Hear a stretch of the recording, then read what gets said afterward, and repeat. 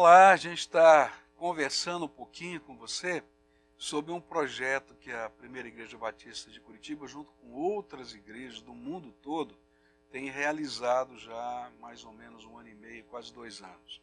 É um projeto de reconstrução da Síria. Eu estive lá no começo desse projeto, vendo a necessidade, a dificuldade, os projetos missionários que tinham ali, e surgiu um sonho de reconstruir moradias para as pessoas poderem voltar para a Síria. A gente tem uma crise de migração muito grande e a gente não vai resolver todas as questões aí de migração do mundo. Mas se a gente der condições das pessoas voltarem, a gente não apenas contribui com o bem das pessoas, mas também leva a mensagem do Evangelho na forma de amor e de pregação também. E esse ano nós tivemos o privilégio de enviar, a igreja enviar o vice-presidente da igreja, que é o Antero, e ele foi representando a nossa igreja numa missão muito especial, que era doar, entregar as 100 primeiras casas. Na verdade, esse doar era mais uma celebração, porque à medida que vão ficando prontas, eles já vão entrando lá, porque não tem como esperar uma data à medida que vai acontecendo. E eu convidei aqui o Antero para falar um pouquinho dessa viagem, Me conta um pouquinho como é que foi passar pela fronteira da Síria. Porque as pessoas acham assim, que é uma viagem de turismo, uma coisa assim tranquila, tal, e de repente você chega lá e vê uma cena como essa, de tudo destruído, tudo acabado, cidades completas acabadas. Então conta pra gente um pouquinho como é que foi passar a fronteira e enxergar aquela realidade. A gente vai para o Líbano, Beirute, descemos em Beirute, daí pega um carro e acaba daí passando as montanhas do Líbano. No próprio Líbano, Beirute, a cada alguns quilômetros, já tem barreira do exército. Então o exército fazendo barreira, e com detetor de metais, com espelho passando embaixo do carro, os caras entrando no carro, a gente tem que sair. Aí chega na fronteira da Síria. A fronteira da Síria tem todo um processo burocrático que a gente não consegue passar, aí visto, aquela coisa toda. Passou a fronteira, aí a gente já entramos realmente nessa zona que parece uma zona de guerra. Tem várias pessoas aí na rua, essa questão das casas estarem destruídas. A primeira cidade que nós visitamos foi Zabadani. Então são algumas fotos aí que tem. Essa é de Zabadani que está passando. Essa Zabadani, essa é uma igreja, no caso, que ela foi completamente destruída. Quando o pessoal começou a invadir, eles correram para dentro da igreja, os cristãos, mas eles não tiveram assim nem um pouco de piedade, que eles não têm mesmo, e vão entrando e destruindo tudo. É só para você entender, quando a gente vai para lá, a gente vê a realidade um pouquinho diferente do que os noticiários mostram aqui. O que eu entendi lá é que existiam dois grupos radicais, um sunita e outro xiita, o ISIS e os rebeldes, e o grupo que é do ditador, que é o menos radical, vamos dizer assim, que protege os cristãos. Na verdade, é o único que protege os cristãos. Se qualquer um dos dois ganhar a guerra, os cristãos estão mortos, sendo que os mais violentos são os do ISIS. E sobre a violência do ISIS lá, com relação não só a cristãos, porque eles matam todo mundo que não segue a cartilha deles. Como é que você podia contar? O que as pessoas falavam para você? O ISIS são os ultra-radicais. Eles entram destruindo a cidade, como o pastor falou, se for a favor deles, entram no grupo deles e começam a guerra. Se for contra, se tiver uma família, eles invadem e já ameaçam. Se for cristão, ainda pior, porque eles vão na hora mesmo falar para negar a Cristo, e o seu pai, principalmente, eles vão no pai de família, exigem que negue a Cristo e volte a ser muçulmano, e o pai acaba negando, eles tiram a pistola, põem a pistola na cabeça do filho mais novo, e se o pai que ainda continua negando a Cristo, eles executam mesmo. O segundo passo é a decapitação. Eles vão e fazem a decapitação do chefe da família. E tem também aquela, vamos dizer assim, aquela questão moral, que eles tiram a cabeça, colocam as mãos e deixam o povo assistir aquilo, Como é que é o negócio lá? Nas entradas das cidades, eles põem uma mesa grande, comprida, sempre bem comprida, porque são muitas cabeças, eles pegam todas as cabeças decapitadas e também cortam as mãos. Então eles põem a cabeça em cima da mesa com as mãos em cima, assim, para que todo mundo possa ver o que eles estão fazendo. Quer dizer, é um clima de completo terror Sim. do que vai acontecendo. Mas aí chega lá um grupo de cristãos de várias igrejas e dizem, vamos reconstruir, não é, alguma coisa, porque de fato a gente não consegue reconstruir um país, mas pelo menos fazer uma diferença para alguns. E vocês foram entregar casas. Eu já estou vendo aí algumas casas que estão sendo mostradas aí, reformas que foram feitas, né? Como era, como estão ficando. Conta um pouquinho disso para a gente. O pessoal foi avisado que nós íamos chegar, né? Como é uma celebração mesmo, né?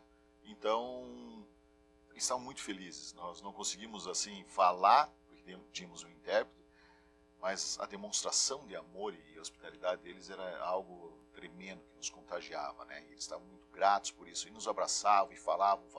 Isso foi muito gratificante. Eles querem sempre repartir o que eles têm. Eles não têm nada, essa é a verdade. O que nós construímos? Nós reconstruímos um quarto, uma sala, o banheiro e a cozinha.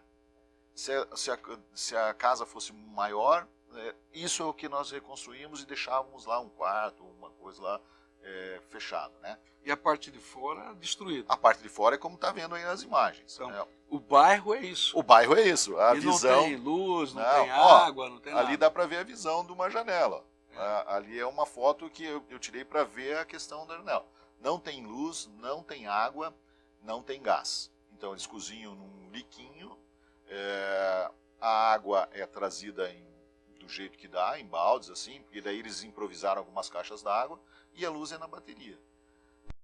Começou agora uma reconstrução da linha elétrica principal na rua principal da cidade. Então tem alguns gatos lá que o pessoal acaba esticando, mas não dá para esticar muito longe. Então o que eles fazem? Eles recarregam as baterias nessa linha, e tem alguns geradores espalhados pela cidade, que daí eles recarregam as baterias e levam para dentro de casa as baterias para ter luz. E nessa primeira fase foram reconstruídas quantas casas desse jeito que você falou? 100 casas. 100 casas. Então 100 famílias, 100 famílias foram abrigadas em várias cidades diferentes. Sim. No caso são duas cidades específicas, que é Zabadani, que está bem destruída, é uma cidade de 100 mil habitantes, que foi completamente destruída. E Homs, que também é uma outra cidade onde começou, onde eclodiu a guerra, começou lá em Homs. Uma outra questão, por exemplo, as pessoas dizem, o efeito natural de sofrimento a gente está vendo aí, de terror, né? Mas o evangelho também está chegando lá. Né? O que você pode contar para a gente desse fruto do evangelho? São muito radicais em tudo, né? Então, só que com a guerra, o Islã também perdeu força. E a população, que não é tão radical assim, né? Ela segue como se fosse aí de carteirinha aí, né? Tem muitos que não estão assim tão bem praticantes do islamismo. Eles acabaram não mais acreditando na religião. E quando chega um grupo de cristãos que se doa para reconstruir a casa deles, eles ficam extremamente gratos e falam assim, mas que Deus é esse? Então, realmente, o Evangelho tem crescido através do amor demonstrado de forma prática. Nós estamos lá reconstruindo pessoas que nós não conhecemos, estamos saindo de vários lugares do mundo para chegar na Síria e reconstruir. Então, é um amor assim, o amor de Jesus passando para eles. Nós não conseguimos falar o idioma deles, se não for o intérprete, né, que o intérprete interpretava muita coisa, mas a demonstração de amor é algo excepcional, assim transborda em nós e transborda neles também, uma família inteira dá para ver aí, em especial esse senhor aqui da ponta aqui, ele está surdo, porque um míssil atingiu a casa deles, atravessou a parede e explodiu dentro da casa dele, e com todo o barulho, e ele ficou embaixo dos escombros por algum tempo, até que eles pudessem tirar.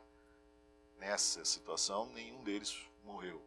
Mas eu visitei uma outra casa que um míssil também atingiu, um bombardeio atingiu a casa, e ela foi, o marido e a sogra morreram. Me conta a história dessa garotinha. Essa garotinha me faz chorar toda vez que eu vejo para ela. Como é que ela chama? Alicia. E como é que chama a sua filha? Minha filha se chama Alissa. Essa. É uma versão aí árabe, né? E, enfim, nós fomos entregar, essa é uma família, 4 pessoas, naquele formato. Eles não têm móvel nenhum dentro de casa, né? Só tem uns tapetes lá que eles dormem em cima dos tapetes. A cozinha tá legalzinha, assim, armário, tudo, mas não tem geladeira, não tem fogão, não tem nada, né? O liquinho que tá lá. E nós entregamos a casa, conversamos lá um pouco com eles, compartilhamos um pouco da palavra também, e oramos com eles, né? E eu acabei saindo, eles moram num prédio de 5 andares, eles estão no 3º andar. Olhando para o lado de fora, não dá para dizer que alguém mora naquele prédio destruído do jeito que está, como nós podemos ver as fotos. Mas eu acabei me distanciando do pessoal porque eu subi no telhado, que não tem mais telhado, né? É só uma laje caída. E daí para tirar algumas fotos para ver a visão da cidade. E daí, a hora que eu estou descendo, eu já vi o pessoal longe já, eles já tinham ido para outra casa. E eu fiquei para trás, né? Tranquilo, estava descendo as escadas e ela, a Alicia, estava na porta da casa dela. Na escada, comendo um bolinho. Aí, pode trocar a foto lá, é esse, não vai aparecer o bolinho lá. Vou dar uma afastada aqui, ó.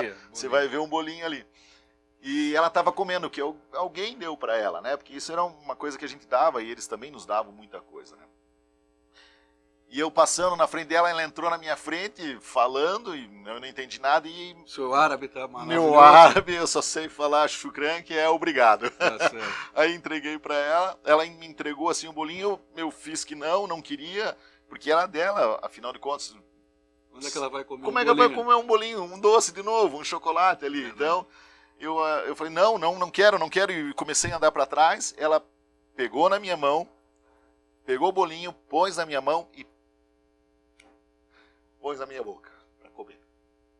Então, assim, essa demonstração de amor que eles têm, de compartilhar o que eles têm, é algo extraordinário. Eles repartem tudo que eles têm. Eles não têm nada. Mesmo assim, eles repartem.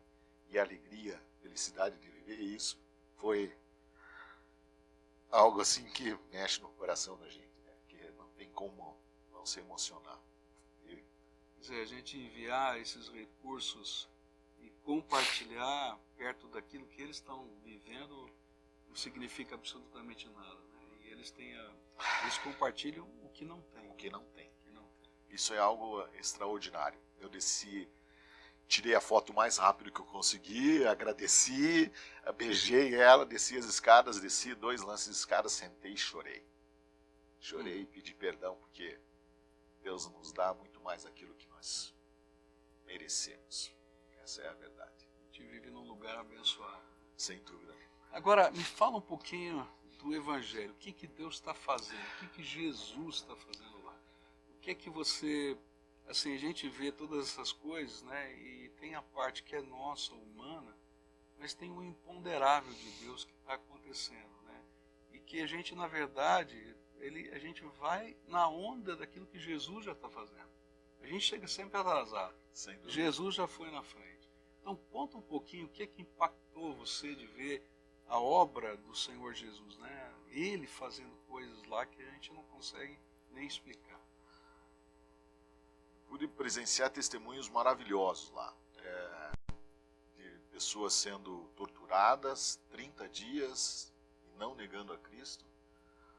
Como pessoas muçulmanos que fugindo da Síria, atravessaram as montanhas da Síria, atravessaram as montanhas do Líbano, para chegar em igrejas. E, num caso em especial, uma mulher com 3 filhos, começando a atravessar as montanhas da Síria. A gente imagina que é sempre esse cenário de sol quente, mas lá neva, as montanhas nevam. E ela passando pelas montanhas, chegou um momento que ela não conseguia mais andar. Estava muito neve, estava complicado, muito frio, sem água, sem comida. Ela simplesmente fugiu com os filhos. E ela contando, eu tive o privilégio de escutar ela falar isso, né? E ela fala assim, chegou um momento que no meu coração eu não conseguia mais andar, eu não conseguia mais. E eu falava, eu vou matar os meus filhos, eu preciso voltar, mas voltar para aquele cenário de guerra eu vou morrer também. Isso aparece Jesus. Aparece Jesus para ela. E fala assim, não se preocupe, eu sou o caminho, a verdade e a vida. Eu vou te dizer o caminho que você deve seguir. Porque ela falava, eu não sabia para onde eu ia.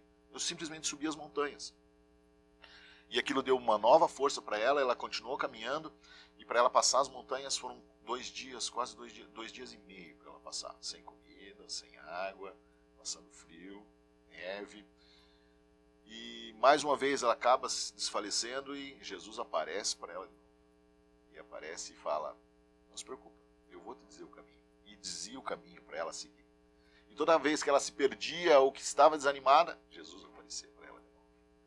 Foram 4 ou 5 vezes que Jesus apareceu para ela, indicou o caminho e ela chegou na igreja com os filhos, a igreja abraçou, deu comida, deu abrigo.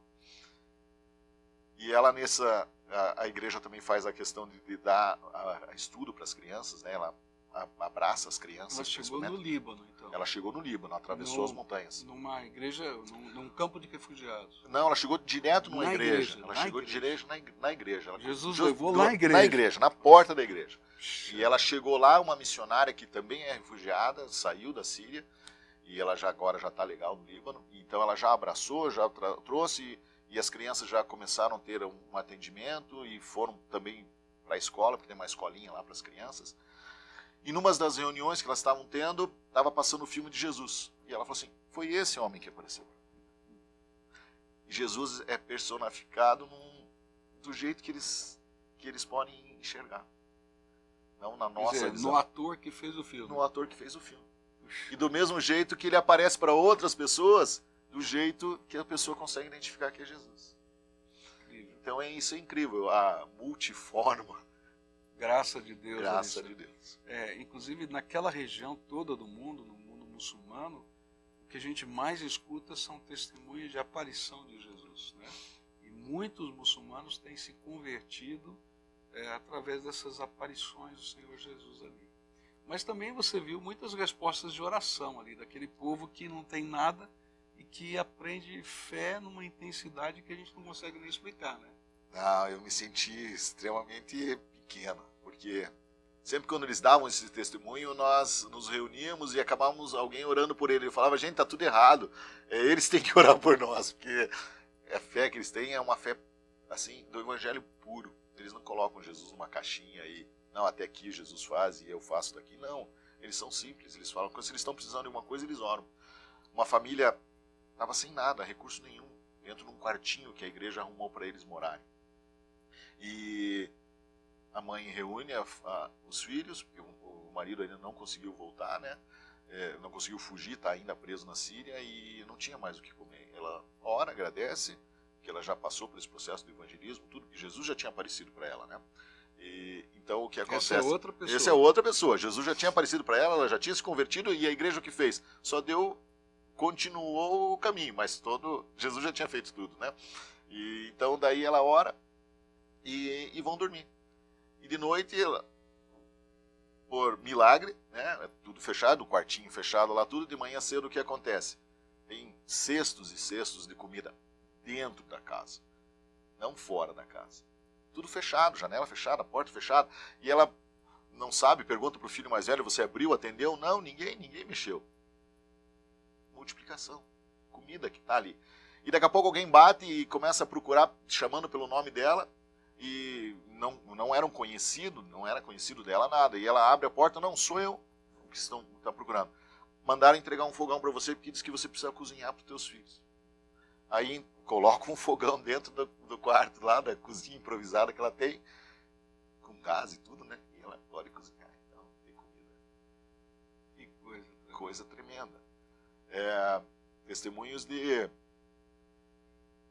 uma família fugida, onde um amigo do marido, o marido ainda não estava convertido, a família, a esposa e os filhos já eram convertidos, já frequentando a igreja, e o marido falando, não, vai lá na igreja, pega a comida, mas não se mistura muito com os cristãos aí, nós somos muçulmanos.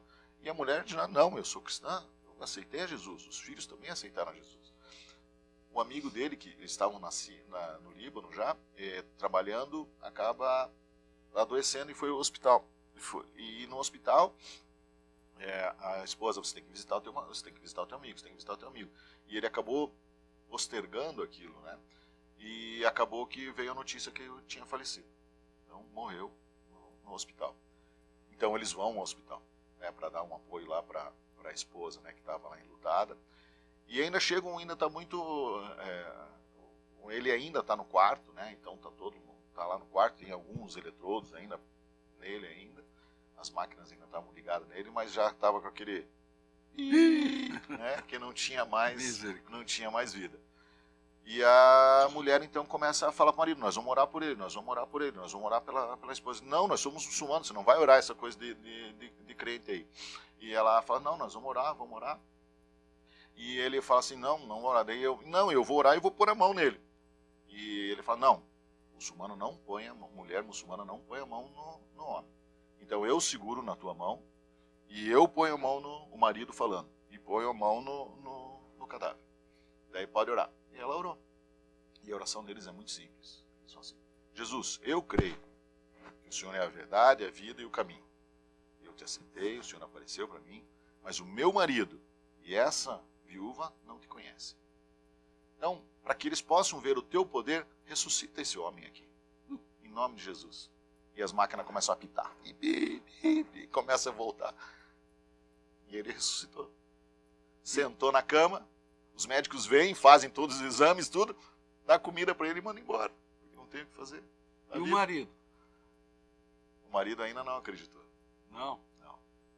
Mas ele teve uma experiência. Né? Ele teve uma experiência transformadora, que foi esse homem que foi ressuscitado, né, pela oração, foi visitá-los.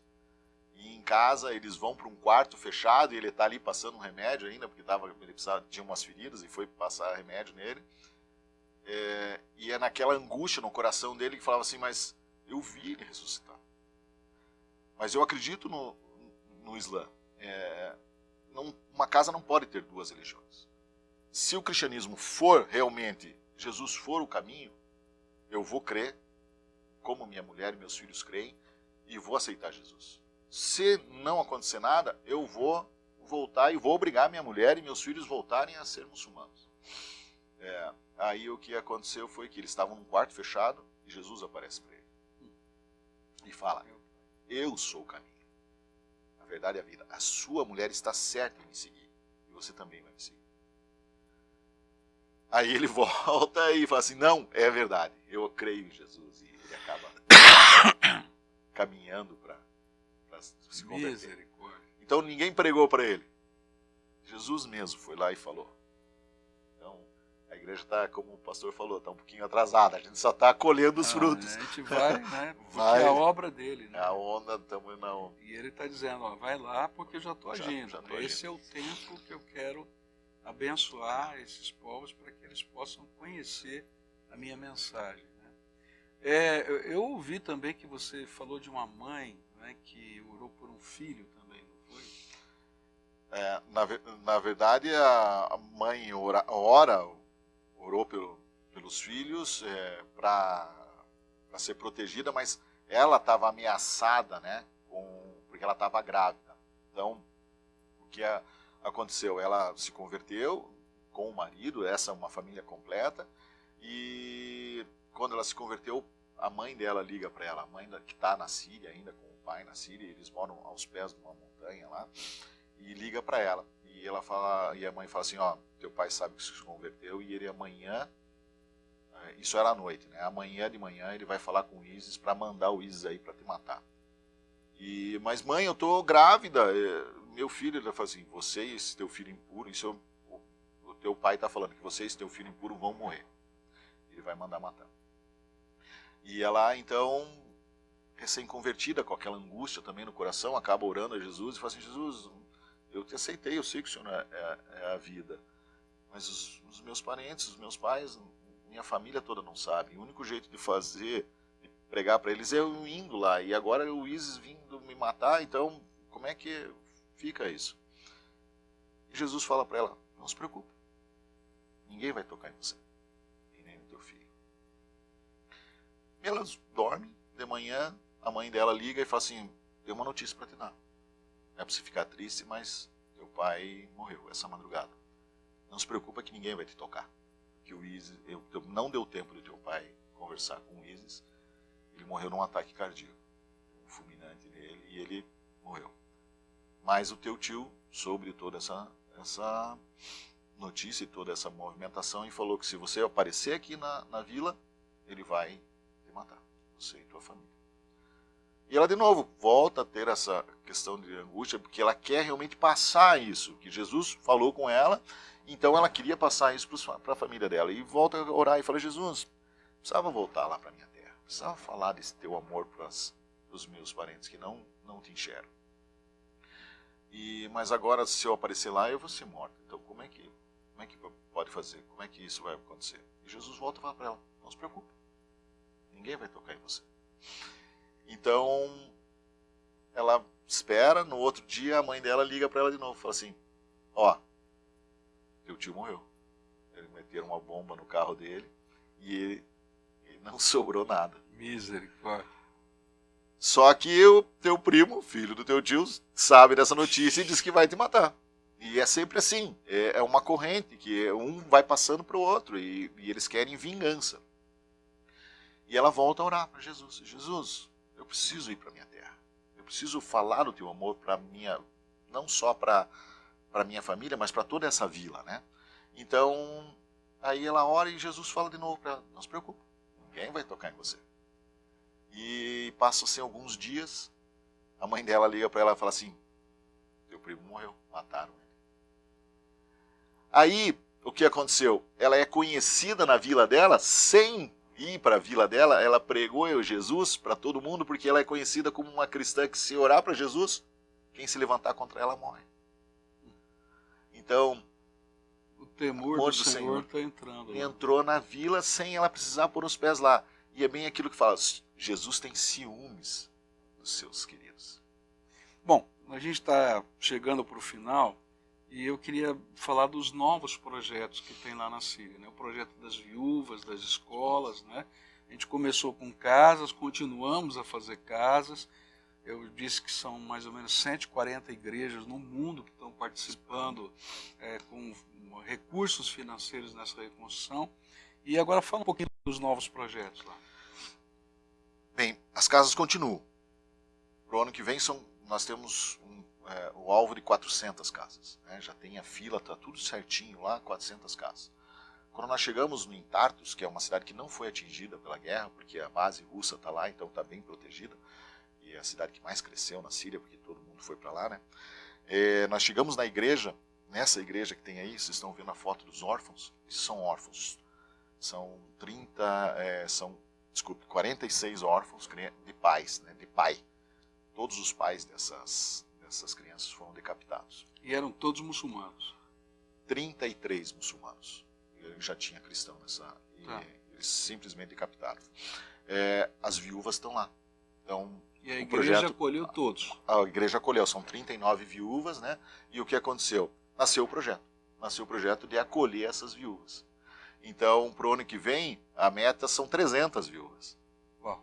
E as crianças, órfãos, que tem aos montes lá, 600 crianças. Então, são 2 projetos que estão correndo paralelo. Então, assim, é bem legal. E também já está correndo paralelo com isso um projeto missionário de esportes. De mandar um casal de missionários para lá, acho que para o mês que vem já deve chegar lá um casal de missionários para trabalhar o contraturno dessas crianças com o esporte. E nesse caso, muitos cristãos russos estão indo como missionários lá. Sim.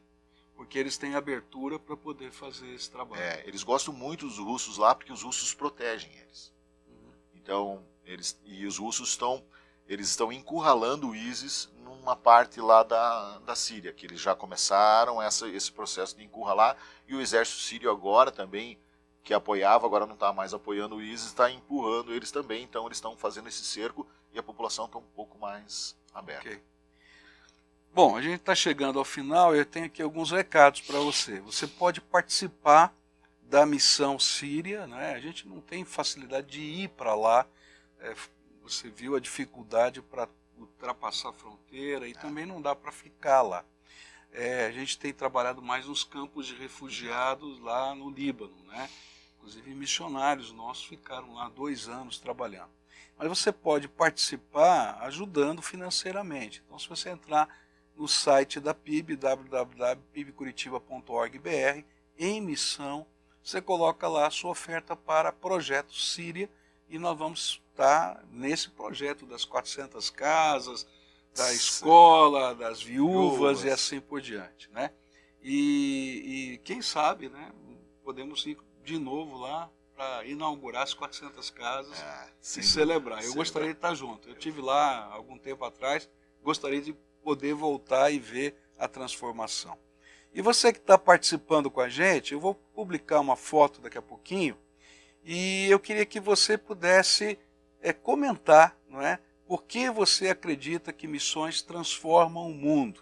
E usar essa foto para marcar 3 amigos e aí espalhar aí essa visão do reino de Deus que ultrapassa as culturas, ultrapassa ideologias, né? Onde trabalham linhas tão diferentes, unidas naquele que é o caminho, a verdade e a vida, Jesus. Eu espero que você tenha gostado. E vai estar aí a live, vai estar no YouTube, vai estar no Facebook. Reparta isso com outras pessoas para a gente levar o amor de Jesus para mais pessoas.